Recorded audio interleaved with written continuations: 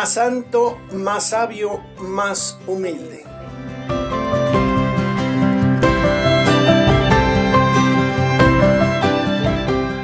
Queridos hermanos, nuestro primer peldaño en este caminar cuaresmeño fue el hacer conciencia de que tenemos las armas suficientes como para enfrentar al enemigo. Nada de que yo no puedo, yo no tengo, yo no sé, qué caray, nada. El Señor no nos deja solos y no nos exige más de lo que podemos dar. Claro, no hay que hacer trampas y no hay que hacer fingimientos. Así que ahora, en esta segunda semana, nos toca un tema de esos bonitos, un tema de contemplación. San Lucas nos trae a la memoria primero y a la contemplación después el pasaje de la transfiguración de Jesús. Este pasaje está como para leerse mínimo unas 3 veces e irse deteniendo en los detalles, meterse en la escena y contemplar, embeberse, fascinarse. Claro, no alcanzaré a leer el texto más de una vez, pero recomiendo ampliamente dedicarle un buen rato para meterse en el texto. Escuchemos pues a San Lucas.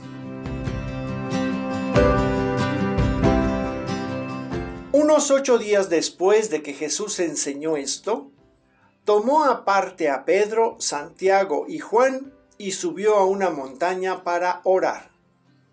Mientras estaba orando, cambió la apariencia de su rostro y su ropa se volvió blanca y resplandeciente. En esto, 2 hombres se pusieron a conversar con él. Eran Moisés y Elías, que resplandecientes en gloria hablaban con Jesús de su partida de este mundo que se iba a cumplir en Jerusalén. Pedro y sus compañeros tenían mucho sueño, pero permanecieron despiertos y vieron la gloria de Jesús y la de los 2 hombres que estaban con él.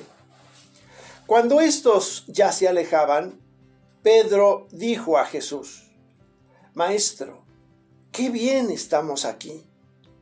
Hagamos 3 chozas, una para ti, otra para Moisés y otra para Elías. Pero no sabía lo que decía. Y mientras decía esto, una nube los cubrió y al entrar en la nube tuvieron mucho temor.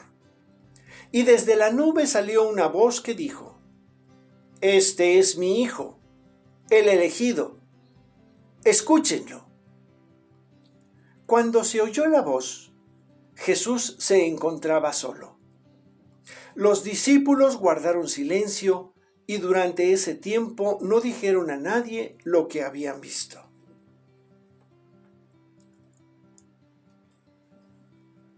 Este pasaje despierta en muchas personas un encanto especial.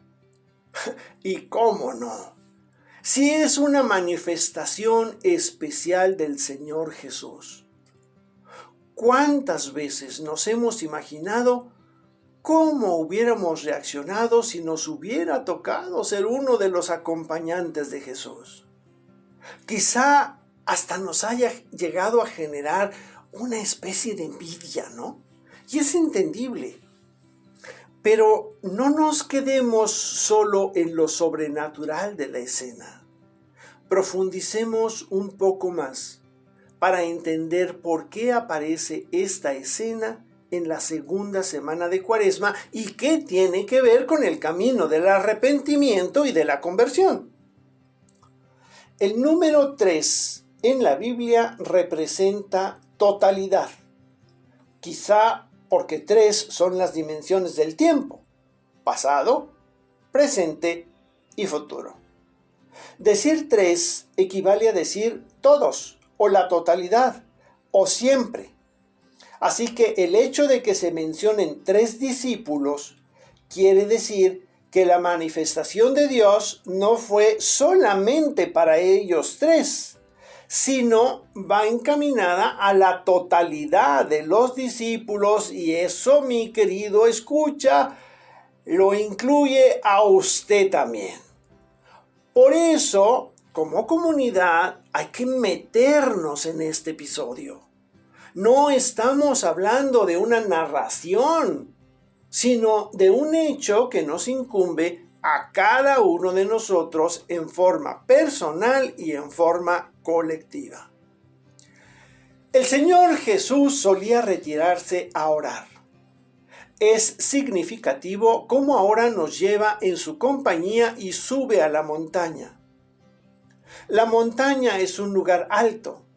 Implica subir, esto es, elevarse del suelo para estar, si se quiere decir así, más cerquita de Dios. Es aproximarse a Dios. Y no estamos hablando de un lugar físico en especial, sino al clima de recogimiento, al silencio que se hace necesario para poder tener un encuentro con Dios, alejado un poquito del mundo y del ruido cotidiano.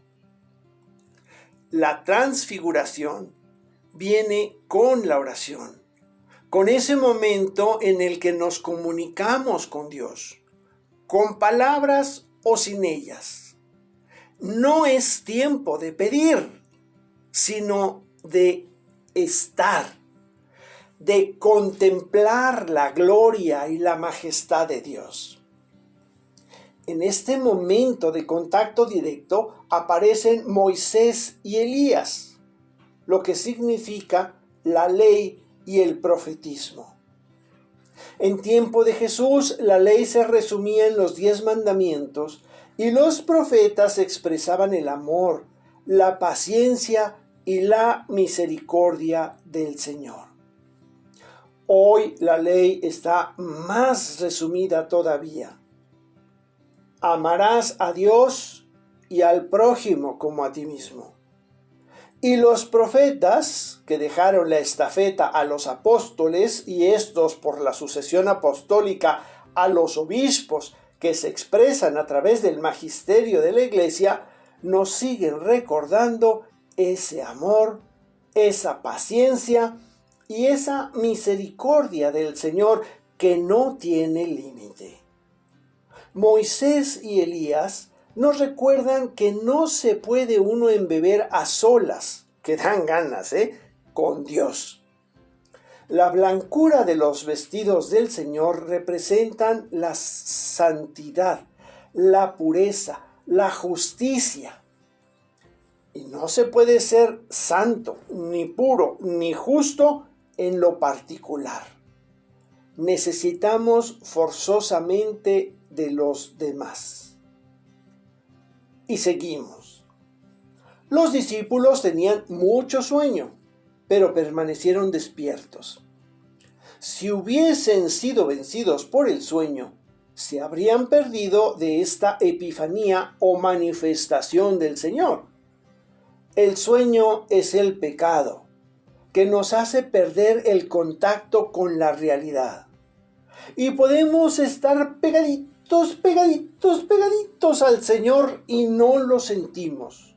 No entramos en comunión con Él porque no lo vemos. ¿Qué pasó? Estamos dormidos. El sueño nos venció.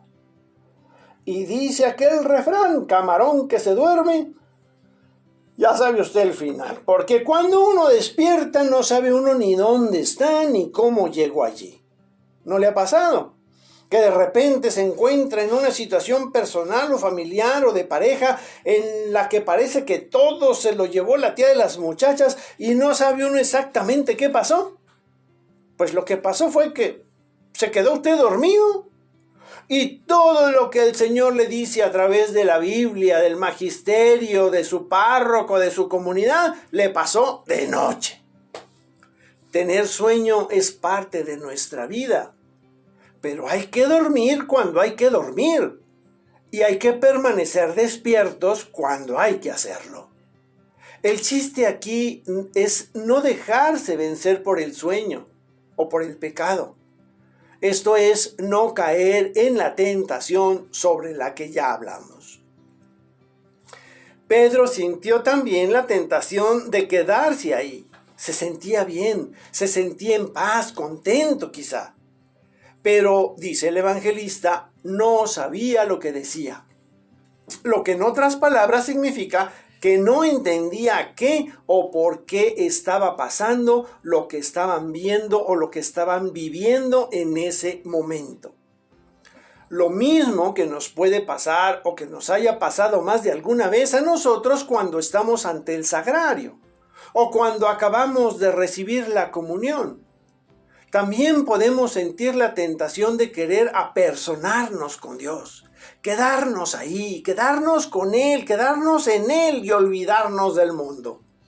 Pero eso es una tentación.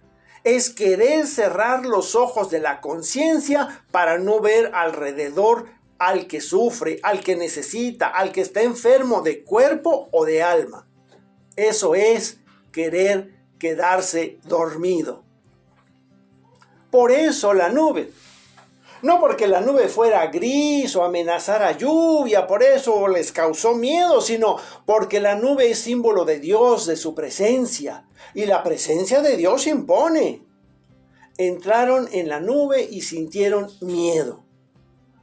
Así tendrían la conciencia. Pero Dios, que es la nube, los envuelve, los rodea, los acoge, los hace uno con Él y luego les dice a ellos y a nosotros: este es mi Hijo, el elegido, escúchenlo. ¿Escuchas tú a Jesús? ¿Cuándo lo escuchas? ¿Cómo lo escuchas? ¿Dónde lo escuchas? Jesús se transfiguró entonces, se manifestó como Señor. Sigue haciéndolo hoy, diario, en la Eucaristía. Solo que, como comentaba hace un momento, quizá aunque lo tengo enfrente o incluso me lo coma, ya no lo vemos. Que este fragmento del Evangelio que hemos meditado nos ayude a mantenernos despiertos, a percibir que la transfiguración no fue solo para Pedro, para Juan y para Santiago, sino también para ti, para mí, para todos. Siente y ve la presencia del Señor y que eso te ayude a ser más santo, más sabio y más humilde. Soy Jorge Cervantes del Instituto Bíblico San Jerónimo. Hasta la próxima.